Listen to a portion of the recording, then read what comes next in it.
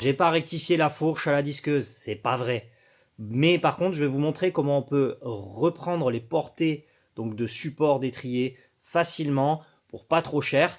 Parce que ça peut vous arriver si vous montez vous-même vos vélos, que ce soit sur un cadre de grande marque, ça arrive, ou sur un cadre chinois comme le mien. Donc on se retrouve devant notre pied de fourche et donc le problème vient de ces portées-là qui sont pas alignées.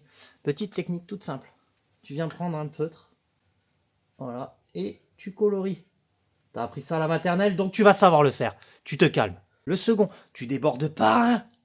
Bon. Et ensuite tu viens utiliser ça. Donc, oui, les super mécanos de TikTok, c'est bon. Je sais, il y a des super outils à 500 balles qu'il faut aligner avec l'axe de roue et tout. C'est pas la peine de venir me déverser ta science. Je m'en tamponne, d'accord? Bref, là, je montre aux galériens de la mécanique, dont je fais partie, comment on peut s'en sortir sans avoir à dépenser 500 balles dans un outil qui vaut plus cher que ton cadre chinois.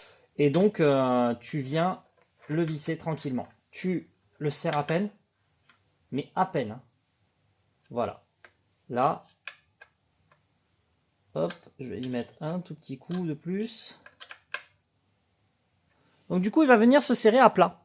Venir se serrer à plat sur ton truc. Et là, tu viens faire un tour. Et c'est tout. Et tu le renlèves. Vraiment, déconnez pas les gars.